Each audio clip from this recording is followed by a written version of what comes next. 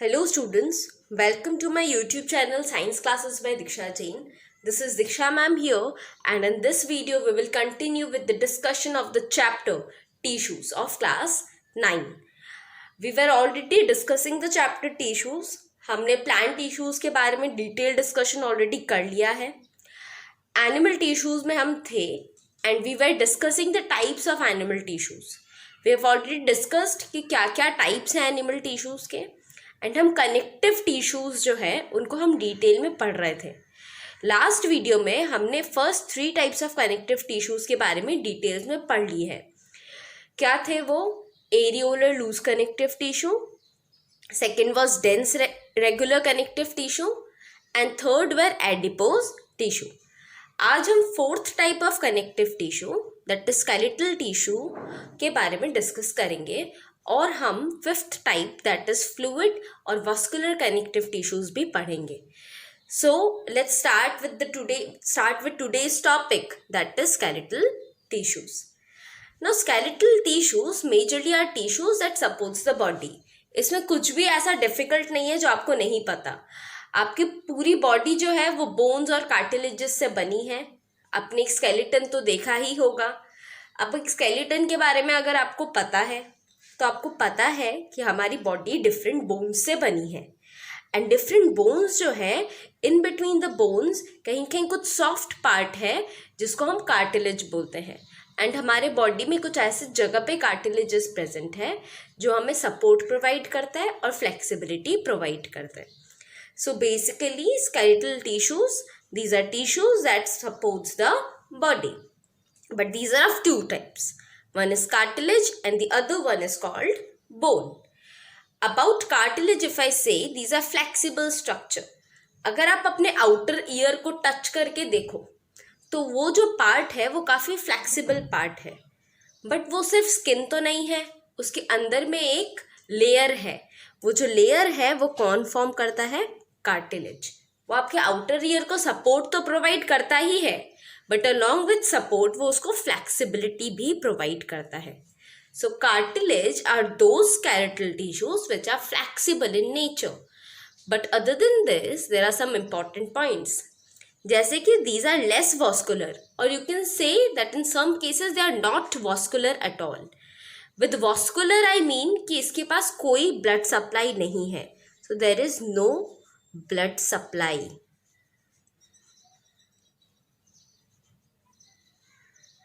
Am I clear to you? In case of cartilages, there is no blood supply, remember. Next अपने को बोला है that the matrix is composed of sugar and proteins. When we talk of connective tissues, हमको पता है कि एक part और दूसरे पार्ट को कनेक्ट करने में कनेक्टिव टिश्यूज हेल्प करते हैं या फिर सपोर्ट प्रोवाइड करने में कनेक्टिव टिश्यूज हेल्प करते हैं. तो बिटवीन 2 ऑर्गन्स और विद इन अ ऑर्गन जहाँ हमारे पास कनेक्टिव टिश्यू है वहाँ पे एक फ्लूइड होती है जिसमें सेल्स लाई करते हैं. ये जो फ्लूइड होती है इसको हम इंटरसेल्युलर मैट्रिक्स बोलते हैं. ये मैट्रिक्स जो है in case of cartilage it is made up of sugar and proteins. And sugar and proteins दोनों ही हमको नेचुरल सोर्सेज से मिल जाते हैं. जैसे ऑर्गेनिक वे में अगर आप लिविंग ऑर्गेनिज्म से फूड ऑब्टेन करते हो तो उस तरह के फूड में प्रोटीन और शुगर ऑलरेडी होता है. उस तरह के सोर्स को हम ऑर्गेनिक सोर्स बोलते हैं. तो we can say that the matrix is composed of organic matters. And since the matrix is composed of organic matters they tend to be flexible in nature. यही पार्ट है जो flexibility provide करती है to the cartilage. Am I clear to you? इसके जो sales हैं cartilage के sales उनको हम बोलते हैं कॉन्ड्रोसाइट्स. और कॉन्ड्रोसाइट्स जो है in case of cartilage these are very widely spaced. एक दूसरे से काफ़ी दूर उनका प्लेसमेंट है. तो बेसिकली आपको याद रखना है कि मैट्रिक्स जो है वो काफ़ी फ्लेक्सिबल है बिकॉज वो ऑर्गेनिक मैटर्स से बना है. And since cells are very widely spaced तो मूवमेंट एट प्लेसेस जहाँ कार्टिलेज है वहाँ बहुत ही ईजी हो जाएगी. So basically cartilages are a type of skeletal tissue which are flexible less vascular. Their matrix is composed of sugar and proteins, and the chondrocytes or the cells of cartilages are very widely spaced. Now, when we talk of skeletal tissue, इनका functions common है. Function एकदम common यही है कि इनका काम ही है support provide करना. तो कार्टिलेज भी सपोर्ट प्रोवाइड करता है, बट अदर देन सपोर्ट ये फ्लेक्सिबिलिटी भी प्रोवाइड करता है. So there are two major functions. One is that it provides support to the body parts, and second is that it provides flexibility to the body parts. And there is another function, that is it smoothens bones at joints. Suppose this is a bone and this is another bone. मान लेते हैं ये दो bones है, and दो bones हमेशा कहाँ connect होती है? जॉइंट्स पे कनेक्ट होती है. तो एक बोन दूसरे बोन से जॉइंट पे कनेक्ट होगी, सपोज इस तरह से. ठीक है, तो अगर इस तरह से ये कनेक्ट हुई तो डायरेक्ट कनेक्शन होने से बहुत सारा ऐसा रफ सरफेस आपस में कनेक्ट होगा, एंड जब मूवमेंट होगा बहुत सारा फ्रिक्शन क्रिएट होगा. तो हमने लास्ट क्लास ही पढ़ा कि कुछ कनेक्टिव टिश्यूज हैं जो बोन्स के बीच में होते हैं, which makes the movement at joints very easy. ठीक है ना? तो याद रखना है आपको कि ये जो पार्ट है यहाँ पे एट द जॉइंट, यहाँ पे आपका कौन प्रेजेंट है? लिगामेंट्स तो प्रेजेंट ही है, बट एडिशनल टू लिगामेंट्स यहाँ पे प्रेजेंट है कार्टिलेज. ये कार्टिलेज जो है ये बोन्स के ईजियर मूवमेंट में भी हेल्प करता है, specially in case of long bones.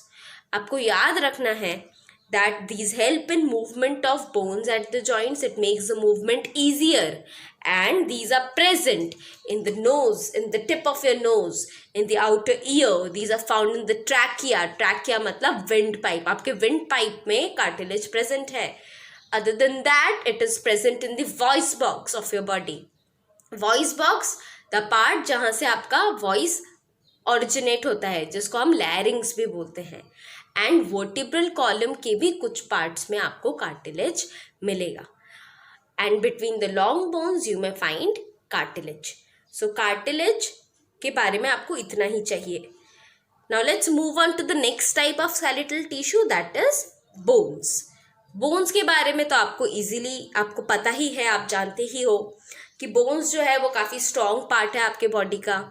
ये पार्ट मूव नहीं कर सकता. It is non flexible in nature. ये बिल्कुल भी मूवमेंट शो नहीं करता है. जहाँ पे मूवमेंट है that is only the joint part. ठीक है? So bones are strong, non flexible in nature. This is the common thing, you know. But you need to remember that bones are more vascular than is compared to cartilage. Cartilage के पास blood supply बहुत कम है, but bones के पास बहुत heavy amount में blood supply as well as nerve supply होता है. तो आपको ये याद रखना है.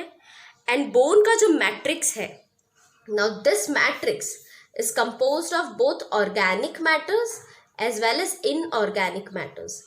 ऑर्गेनिक मैटर मतलब ये भी प्रोटीन और शुगर से ही बना है, बट एडिशनल टू दिस कुछ मिनरल्स जैसे फॉस्फोरस, कैल्शियम, इन सब का डेपोजिशन इनके मैट्रिक्स में है, जो बोन को काफ़ी हार्ड बना देता है. Am I clear to you? So that is why these are non-flexible in nature.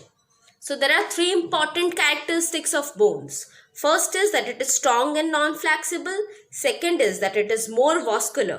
And third is that the matrix of bone is composed of both organic matter as well as inorganic matters. ठीक है? So now let's move on to the functions. Functions भी एकदम simple है, that it provides shape and skeletal support to the body. And second is that it anchors muscles and supports the main organs of the body. आपके muscles को ये directly hold करके रखता है, and ये position maintain करने में help करता है different organs की. So basically this is about skeletal tissues. There are two types, cartilage and bones. There are certain differences, remember. Cartilage are flexible, bones are not flexible. Cartilage have less vascular supply, but bones have more vascular supply. And in case of cartilage, they are made up of organic matters like sugar and proteins. But in case of bones, the matrix is composed of both organic as well as inorganic matters. So, this was the fourth type of connective tissue, that is skeletal tissue. Now let's move on to the fifth type, that is fluid or vascular connective tissue. So when we talk of fluid or vascular connective tissue, ये कुछ ऐसा tissue है जो flow कर सकता है. Very simple to remember, fluid is anything that can flow. So this type of connective tissue is that tissue that can flow from one place to the other in your body. जब flow की बात होती है तो दिमाग में easily एक word आता है blood. Blood flows from one part to the other part of your body. So when we talk of fluid or vascular connective tissue, actually yes, we are talking of blood. And along with blood, we are talking of one more type, that is lymph. हम दोनों के बारे में details में पढ़ेंगे. So let's first talk about blood. Blood जो है उसके दो कंपोनेंट्स है, एक है प्लाज्मा और एक है सेल्स. अब अगर आप ब्लड के बारे में पढ़ो तो आप समझ लीजिए कि आपके ब्लड वेसल्स है पाइप जैसी, ठीक है. उस पाइप में एक फ्लूइड फ्लो करता है जिसको हम बोलते हैं प्लाज्मा. क्या फ्लो करता है? प्लाज्मा. एंड प्लाज्मा में कुछ सेल्स फ्लो करते हैं, यही सेल्स को हम बोलते हैं कॉर्पसल्स, ठीक है. So when you talk of blood, it is not only the cells. A large amount of blood consists of plasma. Plasma is the fluid under which the cells keep on flowing. And what is plasma? क्या composition है? Plasma mainly contains water. 90 to 92% plasma में water ही होता है. But other than water, उसमें wastages होते हैं, nutrients होते हैं, hormones होते हैं, gases भी होते हैं. They help in transportation of substances from one place to other in your body. And when we talk of the cells present in the blood, we already know that there are 3 different types of cells found in blood. Those are red blood cells or red blood corpuscles, RBCs, yes. Second is white blood cells or white blood corpuscles or WBCs. And the third ones are platelets, yes. Now when we talk of red blood cells or red blood corpuscles or RBCs, we know that we call them red blood cells because these are red in color. What is their color? It is red in color. And do you know why is it red in color? They are red in color because they contain hemoglobin in them. Hemoglobin is a pigment, red colored pigment found inside the red blood cells. And why is it hemoglobin important?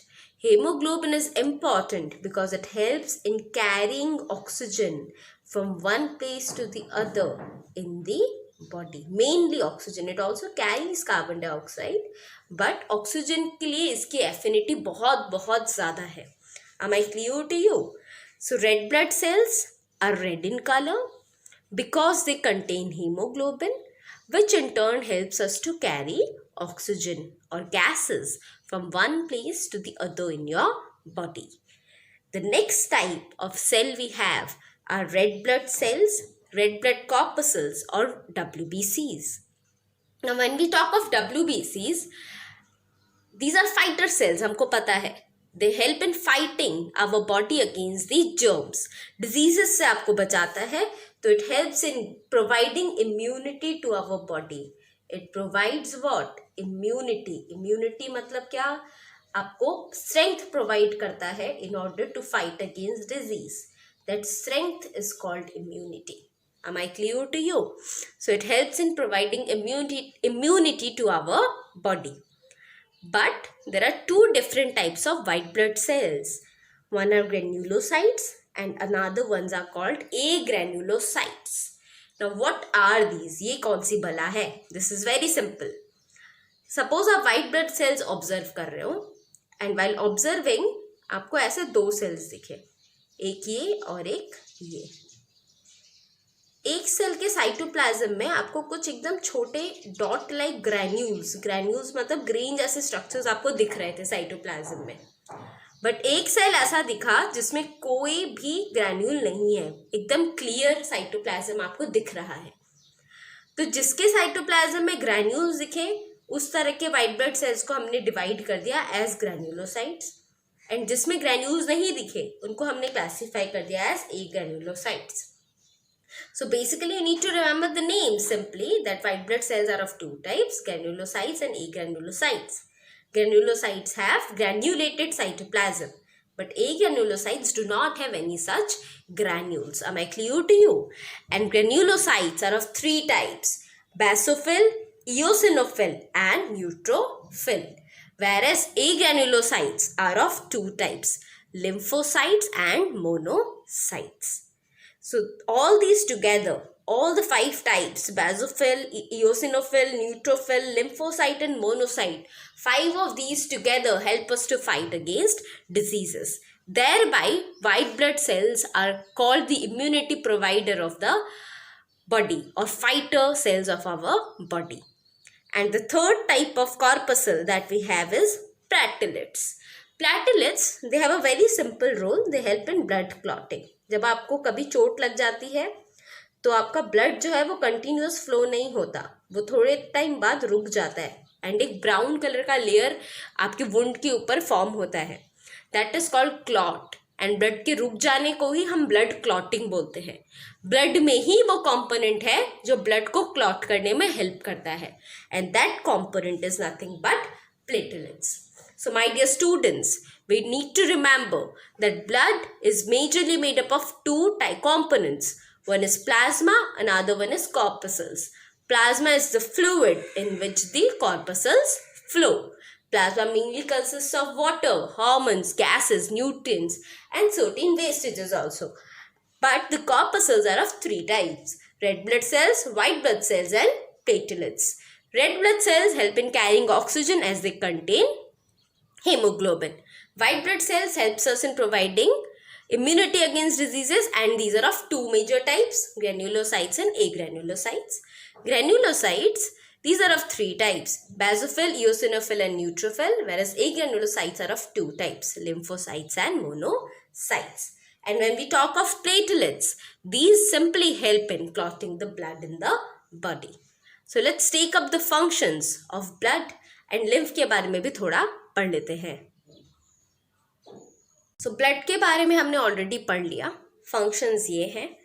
First function दिया है that it transports nutrients, hormones to the tissues and excretory products from tissues to the excretory organs.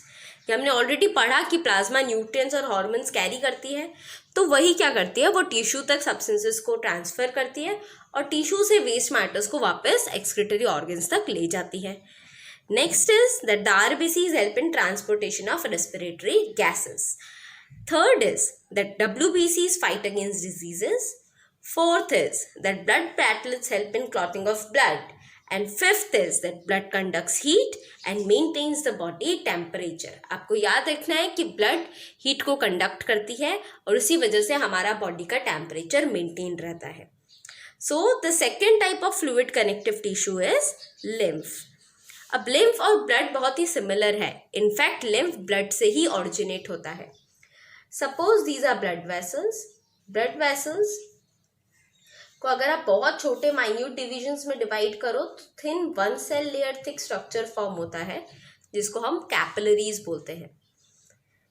Capillaries में जब blood flow होता है तो since these are one cell thick, plasma जो है वो across the capillary बाहर आ सकती है.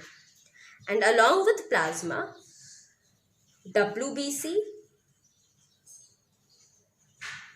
और कुछ छोटे components जैसे ग्लूकोज, कुछ gases, hormones, ये सब along with plasma बाहर आ जाते हैं. And अभी जब movement बाहर होता है, you need to remember कि RBCs move नहीं हो पाते हैं. And अगर RBCs move नहीं हो पाते तो प्लाज्मा जो है that is a colorless fluid.